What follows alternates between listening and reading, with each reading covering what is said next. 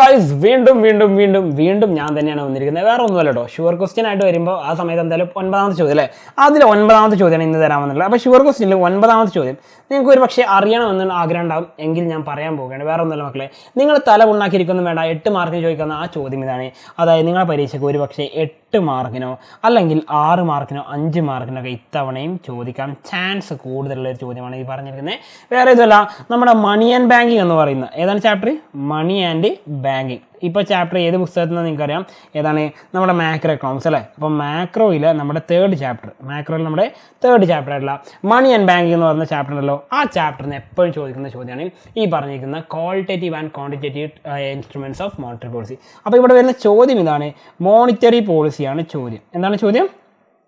Monetary policy എന്ന് പറഞ്ഞാണ് ചോദ്യം വരിക. ചോദ്യം നമുക്കൊന്ന് വായിച്ചു നോക്കാം അല്ലേ. അതായത് RBI uses both quantitative and qualitative tools to control money supply in our country. List any 2 qualitative tools. Explain the operation of 3 quantitative tools that RBI using. എന്ന് വെച്ചാൽ എന്താണ്, നമ്മുടെ രാജ്യത്ത് RBI ക്വാണ്ടിറ്റേറ്റീവ് ആയിട്ടുള്ളതും ക്വാളിറ്റേറ്റീവ് ആയിട്ടുള്ള ഒരുപാട് ടൂളുകൾ ഉപയോഗിക്കുന്നുണ്ട്. എന്തിനു വെച്ചാൽ മണി സപ്ലൈ കൺട്രോൾ ചെയ്യാൻ വേണ്ടി അല്ലേ, പണത്തിൻ്റെ വിനിമയം കൺട്രോൾ ചെയ്യാൻ വേണ്ടി എന്ത് ചെയ്യാറുണ്ട് RBI ഒരുപാട് ഉപയോഗിക്കാറുണ്ട്. നമുക്കറിയില്ല, അതിന് വേണ്ടിയിട്ടാണ് RBI കൊണ്ടുവരുന്ന പോളിസിയാണ് എന്ത്, മോണിറ്ററി പോളിസി. നമുക്കറിയുന്ന കാര്യമാണ്. അപ്പോൾ നമ്മളോട് പറഞ്ഞ കാര്യം എന്താണ്, ഏതെങ്കിലും 2 ക്വാളിറ്റേറ്റീവും 3 ക്വാണ്ടിറ്റേറ്റീവും. അപ്പോൾ നിങ്ങൾ നോക്കിയേ, 3 2 5 അല്ലേ. അപ്പോൾ 2 എഴുതിയാൽ 2 മാർക്ക് കിട്ടും, ഇവിടെ 2 മാർക്ക് കിട്ടും, ഇവിടെ 3 മാർക്കും കിട്ടും. ബാക്കി വരുന്ന 3 മാർക്ക് എന്തിനാണ്? നിങ്ങളോട് ഈ പറഞ്ഞ RBIയുടെ ക്വാളിറ്റേറ്റീവ് മെഷേഴ്സിനെ കുറിച്ചും എന്താണ് മോണിറ്ററി പോളിസി എന്നൊക്കെ എഴുതുന്നതിനാണ്. ഓക്കെ, അപ്പോൾ അത്രയും കാര്യങ്ങൾ നിങ്ങൾ കൃത്യമായിട്ട് എഴുതി കഴിഞ്ഞാൽ എന്ത് ചെയ്യും, നിങ്ങൾക്ക് അവിടെ 8 മാർക്ക് 8 മാർക്കും നിങ്ങൾക്ക് എന്ത് ചെയ്യാൻ പറ്റും, സ്കോർ ചെയ്യാൻ പറ്റും. അപ്പോൾ നമുക്ക് നോക്കാം എന്തൊക്കെയാണ് എങ്ങനെയൊക്കെയാണ് എഴുതേണ്ടതുള്ളത്. ഓക്കെ, അപ്പോൾ ആദ്യം നിങ്ങൾ മനസ്സിലാക്കേണ്ട കാര്യമാണ് RBIയുടെ മോണിറ്ററി പോളിസി. ആദ്യം നിങ്ങൾ എന്ത് ചെയ്യണം, ഈ പറഞ്ഞിരിക്കുന്ന മോണിറ്ററി പോളിസി എന്ന് ഹെഡിങ് കൊടുക്കണം. ഓക്കെ, ഇത് എസ്സേ ചോദിക്കുന്ന സമയത്ത് നിങ്ങൾ ചെയ്യേണ്ട കാര്യം കേട്ടോ. മോണിറ്ററി പോളിസി എന്ന് ഹെഡിങ് കൊടുക്കുക, എന്നിട്ട് എഴുതുക എന്താണ് മോണിറ്ററി പോളിസി. ഓക്കെ, എന്താണ് എന്ന് എഴുതിയേക്കണം. ഓക്കെ, എന്താണ് മോണിറ്ററി പോളിസി, അല്ലെങ്കിൽ അതിനൊരു ഡെഫിനേഷൻ കൊടുക്കുകയാണ് നിങ്ങൾ ആദ്യം ചെയ്യേണ്ടത്. ഓക്കെ, ഡെഫിനേഷൻ കൊടുക്കുകയാണ് ചെയ്യേണ്ടത്. എന്നിട്ട് ഇതാരാണ് നടപ്പിലാക്കുന്നത്, ഓക്കെ, ആരാണ് ചെയ്യുന്നത് എന്നുള്ളത് എഴുതിയേക്കാം. അല്ലെങ്കിൽ ബൈ ഹൂം, ഇതാരാണ് നമുക്ക് ചെയ്തു തരുന്നത് എന്നുള്ളത് എഴുതിയേക്കാം. ദെൻ തേർഡ് വൺ നിങ്ങൾ എഴുതേണ്ട കാര്യം എന്താണ്, അതിനൊരു ഫ്ലോ ചാർട്ട് ഉണ്ട് അല്ലേ. ആ ഫ്ലോ ചാർട്ടുണ്ട്, ഞാൻ പല തവണയായിട്ട് നിങ്ങൾക്ക് തന്നിട്ടുണ്ട് ആ ഫ്ലോ ചാർട്ട്. അതായത് ക്വാണ്ടിറ്റേറ്റീവ് ആൻഡ് ക്വാളിറ്റേറ്റീവ് എന്ന് പറഞ്ഞിരിക്കുന്ന ഫ്ലോ ചാർട്ട് ഉണ്ട്. അതെന്ത് ചെയ്യുക, അത് മസ്റ്റ് ആയിട്ട് വരണം. എന്നിട്ട് എന്ത് ചെയ്യുക, അതിൽ നിങ്ങൾ ടൈപ്സ് എഴുതണം. ഓക്കെ, ടൈപ്സ് എഴുതണം. ദെൻ എന്ത് ചെയ്യുക, അതിൽ ഈ പറഞ്ഞ പോലെ 2 ക്വാളിറ്റേറ്റീവ് എന്ത് ചെയ്യുക, എക്സ്പ്ലെയിൻ ചെയ്യുക. പ്ലസ് അതിൻ്റെ കൂടെ എന്ത് ചെയ്യുക, 3 ക്വാണ്ടിറ്റേറ്റീവ് കൂടി എക്സ്പ്ലെയിൻ ചെയ്യുക. ഓക്കെ, നിങ്ങൾക്ക് കിട്ടാൻ പോകുന്ന 8 മാർക്ക് എന്ത് ചെയ്യാൻ പറ്റില്ല, ആരെ കൊണ്ടും അങ്ങനെയാണെങ്കിൽ തടഞ്ഞു നിർത്താൻ പറ്റില്ല. ഓക്കെ ആണല്ലോ.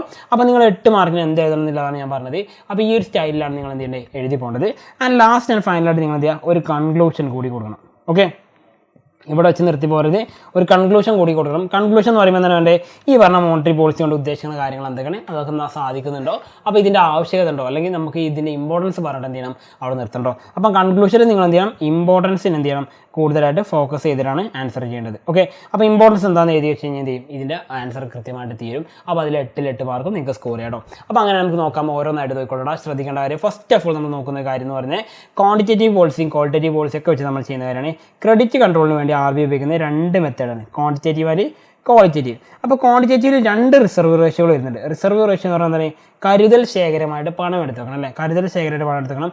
അത് 2 വരുന്നത്, ഒന്ന് CRR അഥവാ ക്യാഷ് റിസർവ് റേഷ്യോ, രണ്ടാമത് വരുന്നത് SLR അഥവാ സ്റ്റാറ്റ്യൂട്ടറി ലിക്വിഡിറ്റി റേഷ്യോ എന്നാണ് അറിയപ്പെടുന്നത്. ഓക്കെ, ഇനി അടുത്തതാണ് ഓപ്പൺ മാർക്കറ്റ് ഓപ്പറേഷൻസ്, അല്ലെങ്കിൽ നമ്മൾ എന്ത് പറയാറുണ്ട്, OMO എന്ന് പറയാറുണ്ട് അല്ലേ, OMO എന്ന് പറയാറുണ്ട്, ഓപ്പൺ മാർക്കറ്റ് ഓപ്പറേഷൻസ്. പിന്നെ വരുന്ന പോളിസി റേറ്റുകളാണ് പറയുന്നത്. ഈ പോളിസി റേറ്റുകൾ എന്ന് പറയുന്നത് മെയിനായിട്ട് 4 എണ്ണമാണ്. പക്ഷേ നമുക്ക് അതിലാകെ പഠിക്കാൻ എത്രയേ ഉള്ളൂ, 3 എണ്ണം പഠിക്കാനുള്ളൂ. അത് 3 ഞാൻ പറയാം. ബാങ്ക് റേറ്റ് അല്ലെങ്കിൽ നമ്മൾ BR എന്ന് പറയുന്നു. ദെൻ റിപ്പോ റേറ്റ്, നമ്മളതിന് RR എന്ന് പറയുന്നു. And third one reverse repo rate എന്നാണ് നമ്മൾ പറയുന്നത്. ഇങ്ങനെ 3 എണ്ണം പഠിക്കാനുള്ളത്. മാർജിനൽ സ്റ്റാൻഡിങ് ഫെസിലിറ്റി തൽക്കാലം നമുക്ക് എന്ത് ചെയ്യാനില്ല, പഠിക്കാനില്ല. നമുക്കാകെ ഇത്രയും മതി. ഓക്കെ, ഇനി നമുക്ക് നോക്കേണ്ടതാണ് ക്വാളിറ്റേറ്റീവ് മെഷേഴ്സാണ്. ക്വാളിറ്റേറ്റീവ് മെഷേഴ്സ് പറയുമ്പോൾ നോക്കൂ, ആദ്യമായിട്ട് വരുന്നത് ക്രെഡിറ്റ് റേഷനിങ് എന്ന് പറയുന്നത്. ഓക്കെ, ക്രെഡിറ്റ് റേഷനിങ് ആണ്. പിന്നെ അതുപോലെ കൺസ്യൂമർ ക്രെഡിറ്റ് കൺട്രോൾ വരുന്നുണ്ട്, മാർജിൻ റിക്വയർമെൻറ്റ്സ് വരുന്നുണ്ട്, മോറൽ സുവേഷൻ വരുന്നുണ്ട്, ഡയറക്റ്റ് ആക്ഷൻ വരുന്നുണ്ട്. അപ്പോൾ നോക്കി 5 എണ്ണം വരുന്നത് അല്ലേ. അപ്പോൾ മൊത്തം 5ഉം 7ഉം 12 വരുന്നത്, അത്രയൊന്നും വേണ്ട. നിങ്ങൾക്കൊരു ക്വാണ്ടിറ്റേറ്റീവിൽ 6 എണ്ണവും അതേപോലെ ക്വാളിറ്റേറ്റീവിലൊരു 4 പഠിച്ചു വെച്ചാൽ എന്ത് ചെയ്യുക, ടോട്ടലി നിങ്ങൾ എന്ത് ചെയ്യുക, ഒരു 10 കൂടെ പഠിച്ചു വെച്ചാൽ മതി. മാക്സിമം ആയിട്ട് പറഞ്ഞാൽ മാക്സിമം അത് വരെ മതി. മാക്സിമം നിങ്ങൾ എന്ത് ചെയ്യുക, അത്രയെങ്കിലും പഠിച്ചു വെക്കുക. ഓക്കെ, ഇനി നമുക്ക് പറഞ്ഞ കാര്യങ്ങൾ എന്ത് ചെയ്യാം, ഡീറ്റെയിൽ ആയിട്ട് നോക്കാം. അതിൽ ആദ്യം പറഞ്ഞാൽ CRR എന്ന് പറയുന്നത്. CRR എന്ന് പറയുമ്പോൾ സംഗതി എന്താ നോക്കാം. നമുക്ക് പെർസെൻറ്റേജ് ഓഫ് ടോട്ടൽ ഡെപ്പോസിറ്റ്, നമുക്ക് കിട്ടുന്ന ബാങ്കിൽ വരുന്ന ആകെയുള്ള ഡെപ്പോസിറ്റിൻ്റെ പെർസെൻറ്റേജ് ആണ്. അത് എന്താക്കി വെക്കണം, which a commercial bank has to keep reserve in the form of cash with. Okay, ക്യാഷായിട്ട് റിസർവ് ആയിട്ട് എന്ത് ചെയ്യണം, റിസർവ് ബാങ്കിൽ കൊണ്ടുവയ്ക്കണം. എന്ന് വെച്ചാൽ എന്താ പറയുക, ഇപ്പോൾ ഫോർ എക്സാമ്പിൾ നമ്മൾ പറയുകയാണെങ്കിൽ ഇതിപ്പോൾ ബാങ്കിലേക്ക് വരുന്ന ഡെപ്പോസിറ്റ് ആണെന്ന് വിചാരിക്കുക, 1000 രൂപയാണ് ഡെപ്പോസിറ്റ്. 1000 രൂപ ബാങ്കിലേക്ക് എന്ത് ചെയ്യുന്നു, ഡെപ്പോസിറ്റ് ആയിട്ട് വരുന്നു. ഇതാണ് നമ്മുടെ ബാങ്ക് എന്ന് വിചാരിക്കുക. ഇതാണ് നമ്മുടെ ബാങ്ക് എന്ന് വിചാരിക്കുക. ഈ ബാങ്കിലേക്ക് ഡെപ്പോസിറ്റ് ആയിട്ട് 1000 രൂപ എന്ത് ചെയ്യുന്നു, വരുന്നു. അപ്പോൾ ഡെപ്പോസിറ്റ് ആയിട്ട് വരുന്ന 1000 രൂപ നമ്മുടെ ബാങ്കിലേക്ക് എത്തുന്നുണ്ട്. ഈ ബാങ്കിലേക്ക് എത്തിക്കഴിഞ്ഞാൽ ഈ 1000 രൂപ എടുത്തിട്ട് ബാങ്കിൽ ലോൺ എടുക്കാൻ പറ്റുമോ? ഇല്ല. കാരണം എന്ത് ചെയ്യുക, ബാങ്ക് അതിൽ ചെയ്യുന്ന കാര്യം ഞാൻ പറഞ്ഞാൽ, ബാങ്ക് 2 ആയിട്ടാണ് ഈ പണത്തിനെ തിരിക്കുക. ഒന്ന് എന്താക്കി മാറ്റും, CRR ആക്കി മാറ്റും. CRR പെർസെൻറ്റേജ് എത്രയാണ്, ഇപ്പോൾ CRR പെർസെൻറ്റേജ് 5% ആണെന്ന് വിചാരിക്കുക. എന്ന് വെച്ചാൽ എന്താണ്, ഈ പണത്തിന് 5%, അതായത് 1000-ന് 5% എന്ന് പറയുമ്പോൾ എത്രയാണ്, 50 രൂപ അല്ലേ. 50 രൂപ എന്ത് ചെയ്യും, ഇത് ഈ പറഞ്ഞിരിക്കുന്ന റിസർവ് ആയിട്ട് ഇവിടെ കൊണ്ടുപോകും, റിസർവ് ബാങ്ക് ഓഫ് ഇന്ത്യയിൽ കൊണ്ടുപോകും. RBI ഉണ്ടല്ലോ നമ്മുടെ റിസർവ് ബാങ്ക് ഓഫ് ഇന്ത്യ, ഈ റിസർവ് ബാങ്ക് ഓഫ് ഇന്ത്യയിൽ എന്ത് ചെയ്യും, ഇത് ഡെപ്പോസിറ്റ് ആയിട്ട് എടുത്തു വെക്കും. അതിനാണ് നമ്മൾ പറയുന്നത് ക്യാഷ് റിസർവ് റേഷ്യോ എന്ന് പറഞ്ഞത്. ബാക്കി വരുന്ന 950 രൂപ മാത്രമാണ് എന്ത് ചെയ്യുന്നത്, ലോണായിട്ട് കൊടുക്കുന്നത്. അപ്പോൾ ലോണിന് കൊടുക്കാനുള്ള എമൗണ്ട് എത്ര ആയിട്ട് ചുരുങ്ങും, ഈ പറഞ്ഞ 950 രൂപയായിട്ട് ചുരുങ്ങും. അപ്പോൾ നിങ്ങളൊരു കാര്യം മനസ്സിലാക്കുക, ഈ പറഞ്ഞ CRRൻ്റെ റേറ്റ് കൂട്ടി കഴിഞ്ഞാൽ, ഇപ്പോൾ ഫോർ എക്സാമ്പിൾ പറയുകയാണെങ്കിൽ CRRൻ്റെ റേറ്റ് കൂട്ടി കഴിഞ്ഞാൽ എന്ത് ചെയ്യും, നമ്മുടെ ലോണിൻ്റെ അളവ് എന്ത് ചെയ്യും, കുറയും. കാരണം എന്താ പറയുക, ഇപ്പോൾ ഫോർ എക്സാമ്പിൾ CRR 5% അല്ല 10 ആയി കഴിഞ്ഞാൽ എന്ത് ചെയ്യും, ലോൺ കൊടുക്കാൻ 950 ഉണ്ടായിരുന്ന വീണ്ടും 50 രൂപ പറഞ്ഞ് 900 രൂപയുള്ളേ. അപ്പോൾ ലോൺ എന്ത് ചെയ്യും, കുറയും. ഇനി CRR കുറച്ച് കഴിഞ്ഞാൽ എന്ത് ചെയ്യും, ലോണിൻ്റെ അളവ് കൂടുകയും ചെയ്യും. അപ്പോൾ ആ ഒരു ബന്ധം എന്ത് ചെയ്യുക, മസ്റ്റായിട്ട് നിങ്ങൾ പഠിച്ചേക്കുക. അതാണ് നമ്മൾ എന്ത് ചെയ്യുന്നത് ഇവിടെ പറയുന്നത്. ഓക്കെ, ഫസ്റ്റ് ഓഫ് ഓൾ നിങ്ങൾ നോക്കേണ്ട കാര്യം അതാണ്, ഈ പറഞ്ഞിരിക്കുന്ന കാര്യം എന്താ പറഞ്ഞത്, banks are not allowed to use that money. ഈ പണം ഉപയോഗിക്കാനൊന്നും അവർക്ക് അധികാരമില്ല. അതെന്ത് ചെയ്യണം, RBIയുടെ കൂടെ തന്നെ വെക്കണം. ഫോർ എക്കണോമിക് ആൻഡ് കൊമേഴ്ഷ്യൽ പർപ്പസിന് വേണ്ടിയിട്ടാണ് ഇത് വെക്കേണ്ടത്. ഓക്കെ, അപ്പോൾ ഇതാണ് CRR എന്ന് പറഞ്ഞാൽ ക്യാഷ് റിസർവ് ആയിട്ട് വെക്കേണ്ട റേഷ്യോ. ഓക്കെ, ഇനി അടുത്ത പറഞ്ഞാൽ സ്റ്റാറ്റ്യൂട്ടറി ലിക്വിഡിറ്റി റേഷ്യോ, അല്ലെങ്കിൽ നമ്മൾ എന്ത് പറയും, SLR എന്ന് പറയാറുണ്ട്. SLR എന്ന് പറഞ്ഞാൽ ക്യാമറ എന്നല്ല, പണ്ടൊക്കെ നമ്മൾ SLR DSLR എന്ന് പറഞ്ഞാൽ ക്യാമറ അല്ലേ. അപ്പോൾ സ്റ്റാറ്റ്യൂട്ടറി ലിക്വിഡിറ്റി റേഷ്യോ എന്ന് പറഞ്ഞു കഴിഞ്ഞാൽ ആൻഡ് ഒബ്ലിഗേറ്ററി എന്ന് പറയുന്നത് നിർബന്ധമായിട്ട് ചെയ്യേണ്ട കാര്യമാണ്. റിസർവ്, ഒബ്ലിഗേറ്ററി റിസർവ് പറഞ്ഞാൽ നിർബന്ധമായിട്ട് റിസർവ് ആയിട്ട് വെക്കേണ്ട കാര്യമാണ്. To be kept by the banks. Okay, ഇത് RBIയിൽ കൊണ്ടുപോയൊന്നും വേണ്ട, RBIയിൽ വെക്കേണ്ട, ബാങ്കിൽ തന്നെ വെച്ചാൽ മതി.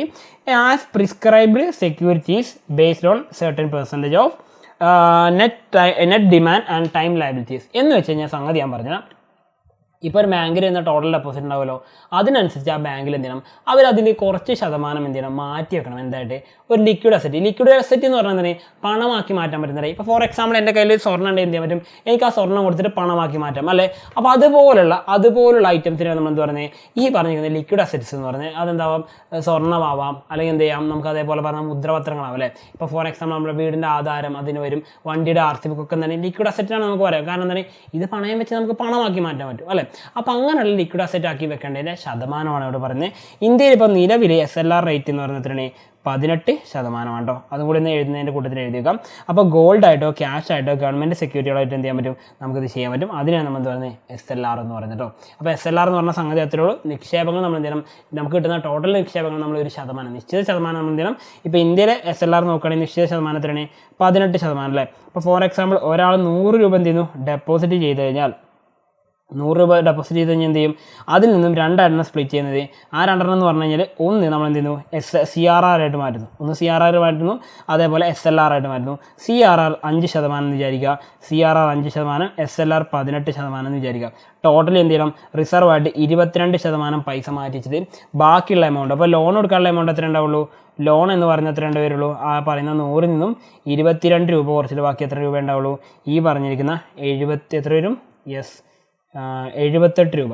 ഓക്കെ, 78 രൂപ മാത്രമേ ലോൺ കൊടുക്കാനുണ്ടാവുള്ളൂ. അപ്പോൾ നിങ്ങൾ നോക്കി മനസ്സിലാക്കേണ്ട കാര്യം എന്ന് പറഞ്ഞാൽ ഇത്രയേ ഉള്ളൂ. ഈ പറഞ്ഞിരിക്കുന്ന ലോൺ എമൗണ്ടാണ് എന്ത് യഥാർത്ഥത്തിൽ ഈ പറഞ്ഞിരിക്കുന്ന CRRൻ്റെയും SLRൻ്റെയും ഫലമായിട്ടുണ്ടാകുന്നത്. ഓക്കെ, അപ്പോൾ CRRും SLRും കുറഞ്ഞു കഴിഞ്ഞാൽ എന്ത് ചെയ്യും, ലോൺ കൂടും. അതാണ് റിലേഷൻ പഠിക്കേണ്ടത് കേട്ടോ. അതായത് CRR, സപ്പോസ് CRR SLR ഇത് രണ്ടും എന്താണ് കുറയുകയാണെങ്കിൽ എന്ത് ചെയ്യും, നമുക്ക് അതിൻ്റെ റിസൾട്ടായിട്ട് പറഞ്ഞ കാര്യമാണ്, ലോണിൻ്റെ എമൗണ്ട് എന്ത് ചെയ്യും, കൂടും, ലോൺ എടുക്കുന്നതിൻ്റെ അളവ് കൂടും. ഇനി നേരെ തിരിച്ചാണെങ്കിൽ എന്ത് ചെയ്യും, നമ്മുടെ ലോണിൻ്റെ അളവ് കുറയുകയും ചെയ്യും. ഓക്കെ, ലോണിൻ്റെ അളവ് തിരിച്ചാണെങ്കിൽ എന്ത് ചെയ്യും കുറയുകയാണ് ചെയ്യുക. അതായത് ഈ പറഞ്ഞ രണ്ട് റേറ്റ് എന്ത് ചെയ്യുന്നു കൂടുന്നെന്ന് വിചാരിക്കുക. ഓക്കെ, അപ്പോൾ ജസ്റ്റ് എന്ത് ചെയ്യുക ഈ രണ്ട് കോൺസെപ്റ്റുകൾ നോക്കിക്കാണ് വേണ്ട കേട്ടോ. ദെൻ നമുക്ക് നോക്കാം ബാങ്ക് റേറ്റ് എന്ന് പറയുന്ന കോൺസെപ്റ്റാണ് അടുത്ത് നോക്കാനുള്ളത്. എന്താണ് ബാങ്ക് റേറ്റ്? ബാങ്ക് റേറ്റ് എന്ന് പറഞ്ഞു കഴിഞ്ഞാൽ ഒരു ഇൻട്രസ്റ്റ് റേറ്റ് അഥവാ പലിശ നിരക്കാണ്. ദാറ്റ് ഈസ് വെച്ച് കൊമേഴ്ഷ്യൽ ബാങ്ക്. ഓക്കെ, ഒരു കൊമേഴ്ഷ്യൽ ബാങ്ക് ഓക്കെ നോക്കണേ, ഒരു കൊമേഴ്ഷ്യൽ ബാങ്ക് റിസർവ് ബാങ്കിൻ്റെ കയ്യിൽ നിന്നും, നമ്മുടെ റിസർവ് ബാങ്ക് ഓഫ് ഇന്ത്യയുടെ കയ്യിൽ നിന്നും കൊമേഴ്ഷ്യൽ ബാങ്ക് എന്ത് ചെയ്യും? ലോൺ എടുക്കും. എന്തെടുക്കും? ലോൺ എടുക്കും. അത് എന്ത് ലോണാണ്? ഷോർട്ട് ടൈം അല്ല, ലോങ് ടൈം ലോണാണ്. എന്താണ് നമുക്ക് എന്ത് പറയാം? ഷോർട്ട് ടൈം ലോണുകളോ അല്ലെങ്കിൽ എന്ത് ചെയ്യാം? Usually not include repurchasing agreement എന്ന് വെച്ചാൽ എന്താണ്? More than 90 days. ഓക്കെ, എത്രയാണ്?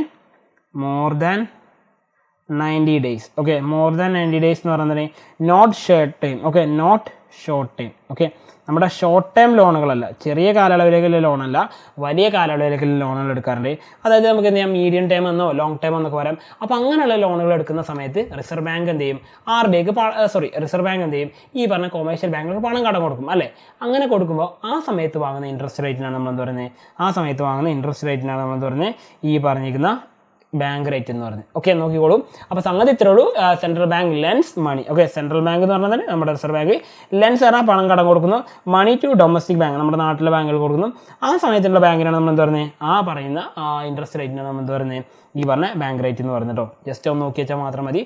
ദെൻ നമുക്കിനി മൂന്നാമത് കഴിഞ്ഞ് നാലാമത്തെ നോക്കാനുള്ളതാണ് റിപ്പോ റേറ്റ്. റിപ്പോ റേറ്റ് എന്ന് പറയുന്നത് റീപർച്ചേസ് ഓപ്ഷൻ എന്ന് പറയുന്നതിൻ്റെ ചുരുക്കരൂപമാണ് റിപ്പോ എന്ന് പറയുന്നത് കേട്ടോ. റീപർച്ചേസ് ഓപ്ഷൻ എന്ന് പറയുന്നതിൻ്റെ ചുരുക്കരൂപമാണ്. അപ്പോൾ RBI എന്ത് ചെയ്യുന്നു? കൊമേഴ്ഷ്യൽ ബാങ്കുകൾക്ക് കണക്ക് കൊടുക്കും. നോക്കിയേ, നമ്മുടെ RBIയിൽ നിന്നും കൊമേഴ്ഷ്യൽ ബാങ്കുകൾക്ക് എന്ത് ചെയ്യുന്നുണ്ട്? ലോൺ കിട്ടുന്നുണ്ട് അല്ലേ? പക്ഷെ അതെന്താണ്? ഷോർട്ട് ടൈം ആയിരിക്കും. എന്താണ്? ഷോർട്ട് ടൈം ലോണുകളായിരിക്കും കിട്ടുന്നുണ്ടാവുക. അതിൻ്റെ മുകളിൽ വാങ്ങുന്ന ഇൻട്രസ്റ്റ് റേറ്റിനാണ് നമ്മൾ എന്ത് പറയുന്നത്? ഈ പറഞ്ഞ റിപ്പോ റേറ്റ് എന്ന് പറയുന്നത്. അപ്പോൾ നോക്കിക്കോട്ടോ, കൊമേഴ്ഷ്യൽ ബാങ്കിൻ്റെ കാര്യമാണ് പറഞ്ഞിരിക്കുന്നത്. Borrow money from the bank of India എന്ന് വെച്ചാൽ എന്താണ്? RBIയുടെ കയ്യിൽ നിന്ന് എന്ത് ചെയ്യുന്നു? ഈ പറഞ്ഞ റിസർവ് ബാങ്കിൻ്റെ കയ്യിൽ നിന്നും എന്ത് ചെയ്യുന്നു? കൊമേഴ്ഷ്യൽ ബാങ്കുകൾ ഈ പറഞ്ഞിരിക്കുന്ന പണം ലോണായിട്ട് എടുക്കുന്നത്. എങ്ങനെ എടുക്കുന്നത്? Trading securities. നമ്മൾ സെക്യൂരിറ്റികൾ വിറ്റുകൊണ്ടല്ലേ വാങ്ങിക്കൊണ്ടാണ് ചെയ്യുന്നത് കേട്ടോ. അപ്പോൾ അതെന്ത് ചെയ്യാം? തിരിച്ച് വാങ്ങിക്കോളാം, പിന്നീട് അവർ തിരിച്ച് വാങ്ങിക്കോളാം എന്ന് പറഞ്ഞിട്ടാണ്. അതാണ് പറഞ്ഞത് റീപർച്ചേസ് ഓപ്ഷൻ എന്ന് പറഞ്ഞത്. ഓക്കെ, അങ്ങനെ വാങ്ങുന്നതാണ് നമ്മൾ എന്ത് പറയുന്നത്? ഈ പറഞ്ഞ റിപ്പോ റേറ്റ് എന്ന് പറയുന്നത്. അപ്പോൾ റിപ്പോ റേറ്റ് ജസ്റ്റ് നോക്കുക. നിലവിൽ റിപ്പോ റേറ്റ് ഇതിനാണ് 4% മുകളിലാണ് അല്ലേ? ഇനി അടുത്ത് എഴുതുന്നത് ഇതിൻ്റെ ഓപ്പോസിറ്റ് ആയിട്ട് വരുന്ന കോൺസെപ്റ്റാണ് റിവേഴ്സ് റിപ്പോ റേറ്റ്. അതായത് ഇതുവരെ എന്താ പറഞ്ഞത്? റിസർവ് ബാങ്കിൻ്റെ കയ്യിൽ നിന്നും കൊമേഴ്ഷ്യൽ ബാങ്കുകൾ വാങ്ങുന്ന കാര്യമില്ല പറഞ്ഞത്. ഇനി നേരെ തിരിച്ച് കൊമേഴ്ഷ്യൽ ബാങ്കിൻ്റെ കയ്യിൽ നിന്ന് എന്ത് ചെയ്യും? റിസർവ് ബാങ്ക് വാങ്ങും. ഇതും എന്താണ്? ഷോർട്ട് ടൈം ആണ്. ഇതും ഷോർട്ട് ടൈമിലേക്ക് വാങ്ങുന്നതിന് ആ സമയത്ത് വാങ്ങുന്ന ഇൻട്രസ്റ്റ് റേറ്റിനാണ് നമ്മൾ എന്ത് പറയുന്നത്? ഈ പറഞ്ഞിരിക്കുന്ന R എന്ന് പറയുന്നത് കേട്ടോ. അഥവാ repo rate, reverse repo rate എന്ന് പറഞ്ഞാൽ സംഗതി ഇത്രയുള്ളൂ. ഷോർട്ട് ടൈം അഗ്രിമെൻ്റ് ആണ്. That sell securities in order to buy them back slightly higher price by RBI എന്ന് പറയുന്നത്.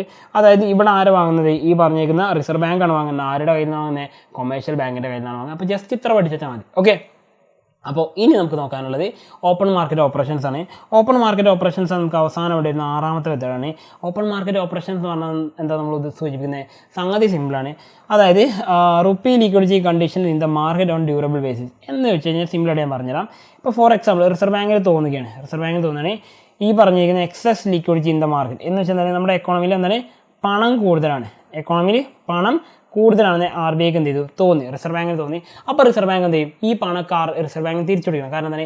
എക്കോണമിയിലെ ആളുകളുടെ കയ്യിൽ പണം കൂടുതലാണ്, പണം കുറച്ച് തിരിച്ചുപിടിക്കണം. അപ്പോൾ എന്ത് ചെയ്യും? ഈ RBI നേരെ ഗവൺമെൻറ്റിൻ്റെ സെക്യൂരിറ്റികൾ എന്ത് ചെയ്യും? സെല്ല് ചെയ്യുക എന്ന് പറയുന്നത് അവർ വിൽക്കും. അവർ വിറ്റ് കഴിഞ്ഞാൽ എന്ത് ചെയ്യും? ആ പറഞ്ഞ സെക്യൂരിറ്റി വാങ്ങാൻ വേണ്ടി പബ്ലിക്കും അതേപോലെ ഫേംസൊക്കെ വരും. പകരമായിട്ട് എന്ത് ചെയ്യും? അവരുടെ കയ്യിൽ നിന്ന് പണം വാങ്ങും അല്ലേ? അപ്പോൾ അവരുടെ കയ്യിലുള്ള പണം ആരുടെ കയ്യിലേക്ക് എത്തി? റിസർവ് ബാങ്കിൻ്റെ കയ്യിലേക്ക് എത്തി. പകരം എന്ത് ചെയ്യുന്നു? സെക്യൂരിറ്റി വർക്കുന്നത് ചെയ്യുന്നത്. അപ്പോൾ എന്ത് ചെയ്യും? ഈ പണത്തിൻ്റെ അളവ് എന്ത് ചെയ്യും? എക്കോണമിയിൽ കുറക്കാൻ എന്ത് ചെയ്യും? RBIക്ക് സാധിക്കും. അപ്പോൾ പണത്തിൻ്റെ അളവ് കുറക്കാൻ വേണ്ടി ഓക്കെ ഇൻഫ്ലേഷൻ്റെ സമയത്ത് എന്ത് ചെയ്യും? RBI എന്ത് ചെയ്യും? ഈ പറഞ്ഞിരിക്കുന്ന എക്കോണമിയിൽ സെക്യൂരിറ്റികൾ എന്ത് ചെയ്യും? സെയിൽ ചെയ്യുകയാണ് ചെയ്യുന്നത്. അതിൻ്റെ ഭാഗമായിട്ട് എന്ത് ചെയ്യും? എക്സസ് മണി, നമ്മുടെ എക്കോണമിയിൽ ഉണ്ടാകുന്ന എക്സസ് മണി സപ്ലൈ എന്ത് ചെയ്യും? അത് കുറയും, നോർമൽ മണി സപ്ലൈയിലേക്ക് മാറും. ഇനി ഇൻഫ്ലേഷൻ ആണ് വരുന്നെങ്കിൽ നോക്കിയേ, ഇൻഫ്ലേഷന് പകരം ഡീഫ്ലേഷൻ ആണ് വരുന്നെങ്കിൽ, ഡീഫ്ലേഷൻ എന്ന് പറഞ്ഞാൽ പണച്ചുരുക്കമാണ് വരുന്നെങ്കിൽ, പണപ്പെരുപ്പലട പണച്ചുരുക്കം എന്നാണ് പറയുന്നത് മലയാളത്തിൽ. അപ്പോൾ പണച്ചുരുക്കമാണ് വരുന്നെങ്കിൽ അവിടെ സംഭവിക്കുന്ന ഒരു കാര്യമാണ് ഗവൺമെൻറ് എന്ത് ചെയ്യും? ഈ പറഞ്ഞ ഗവൺമെൻറ് സെക്യൂരിറ്റികൾ പർച്ചേസ് ചെയ്യും. എന്ന് വെച്ച് കഴിഞ്ഞാൽ നേരത്തെ അവർക്ക് വിറ്റിരുന്ന സാധനം ഉണ്ടല്ലോ അത് തിരിച്ചു വാങ്ങും. കാരണം എന്താണ്? എക്കോണമിയിൽ കൂടുതലായിട്ട് മണി സപ്ലൈ ഉണ്ടാക്കുകയാണ് ചെയ്യുന്നത്. അപ്പോൾ തിരിച്ചു വാങ്ങുന്ന പറയുമ്പോൾ എന്താണ്? റിസർവ് ബാങ്ക് അവർക്ക് പകരമായിട്ട് പണം കൊടുക്കും അല്ലേ? സെക്യൂരിറ്റി വാങ്ങുന്നതിൻ്റെ പകരമായിട്ട്. അപ്പോൾ ഈ ഒരു ബന്ധം എന്ത് ചെയ്യുക? നിങ്ങൾ നിർബന്ധമായിട്ടും പഠിച്ചിരിക്കണം, മസ്റ്റായിട്ട് പഠിച്ചിരിക്കുന്ന കാര്യമാണ്. ഇനി നമുക്ക് നോക്കേണ്ടത് എന്താണ്? ക്വാളിറ്റേറ്റീവ് മെഷേഴ്സാണ്. എന്താണ്? നമ്മുടെ ക്വാളിറ്റേറ്റീവ് മെഷേഴ്സാണ്. അപ്പോൾ ക്വാണ്ടിറ്റേറ്റീവ് നമ്മളിപ്പോൾ ഒരു 6 കഴിഞ്ഞു, ഇനി ക്വാളിറ്റേറ്റീവ് ഒരു 4 പഠിപ്പിക്കാൻ പോകുന്നത്. ജസ്റ്റ് ഒന്ന് നോക്കാം.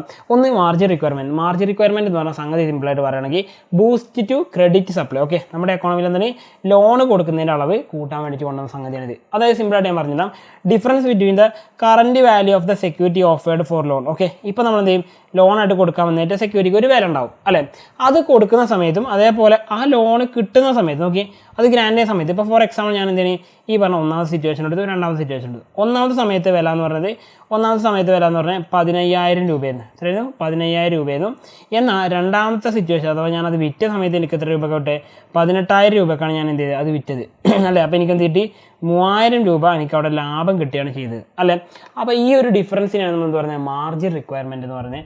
അതായത് വായ്പക്കായി വാഗ്ദാനം ചെയ്യുന്ന സെക്യൂരിറ്റിയുടെ നിലവിലെ മൂല്യവും അതേപോലെ അനുവദിച്ച വായ്പയുടെ മൂല്യം തമ്മിലുള്ള വ്യത്യാസത്തെയാണ് നമ്മൾ എന്ത് പറയുന്നത്, ഇനി പറഞ്ഞിരിക്കുന്ന മാർജിൻ റിക്വയർമെൻറ്റ്സ് എന്ന് പറഞ്ഞത്. ഇനി രണ്ടാമത്തെയാണ് റേഷനിങ് ഓഫ് ക്രെഡിറ്റ് എന്ന് പറയുന്നത്. റേഷനിങ് ഓഫ് ക്രെഡിറ്റ് എന്ന് പറഞ്ഞ സംഗതി വളരെ സിമ്പിളാണ്, നോക്കിക്കോളും. ഈ പറഞ്ഞിരിക്കുന്ന ബാങ്കുകൾ എന്ത് ചെയ്യും, റിസർവ് ബാങ്ക് എന്ത് ചെയ്യും, ഒന്ന് കൺട്രോൾ ചെയ്യും. അവരോട് പറയും നിങ്ങൾ ഇത്ര ശതമാനം ലോൺ മാത്രമേ അഗ്രികൾച്ചറിന് കൊടുക്കാൻ പാടുള്ളൂ, ഇത്ര മാത്രമേ ഹൗസിങ്ങിന് കൊടുക്കാൻ പാടുള്ളൂ, ഇത്ര മാത്രമേ വെഹിക്കിൾ ലോൺ കൊടുക്കാൻ പാടുള്ളൂ എന്ന് പറഞ്ഞിട്ട് എന്ത് ചെയ്യും, ഈ പറഞ്ഞ റേഷൻ സംവിധാനം പോലെ എന്ത് ചെയ്യും, റിസർവ് ബാങ്ക് തീരുമാനിക്കും. ഓക്കെ, അതിനെയാണ് ഈ പറഞ്ഞിരിക്കുന്ന ഒരു പരിധി, ക്രെഡിറ്റ് പരിധി എന്നത് ലോൺ കൊടുക്കുന്നതിൻ്റെ അളവ് എന്ത് ചെയ്യുന്നു, നിശ്ചയിച്ച് വെക്കുകയാണ് ചെയ്യുന്നത്. അതിനെയാണ് എന്ന് പറയുന്നത് റേഷനിങ് ഓഫ് ക്രെഡിറ്റ് എന്ന് പറയുന്നത്. ഓക്കെ, ഇനി അതിൻ്റെ അപ്പുറത്ത് പറയുന്ന മൂന്നാമതായിട്ട് പറയുന്ന കോൺസെപ്റ്റാണ് മോറൽ സുവേഷൻ. മോറൽ സുവേഷൻ എന്ന് പറയുന്നത് ഉപദേശിക്കുക. ആരുപദേശിക്കും? ഈ പറഞ്ഞ RBIയുടെ ശുപാർശകളെയാണ് നമ്മൾ എന്ത് പറയുന്നത്, ഈ പറഞ്ഞ മോറൽ സുവേഷൻ എന്ന് പറയുന്നത്. അപ്പോൾ ബാങ്കുകളോട് പറയും നിങ്ങൾ അങ്ങനെ ചെയ്തിട്ടോ നമുക്ക് ഒരുപാട് നഷ്ടം വരും, അപ്പോൾ ബാങ്കുകൾ എന്ത് ചെയ്യണം, ശ്രദ്ധിക്കണം എന്ന് പറഞ്ഞാൽ ഉപദേശിക്കണം ചെയ്യുക. അപ്പോൾ ഈ ഉപദേശിക്കുന്നതിന് പറഞ്ഞവരാണ് മോറൽ സുവേഷൻ എന്ന് പറഞ്ഞാൽ.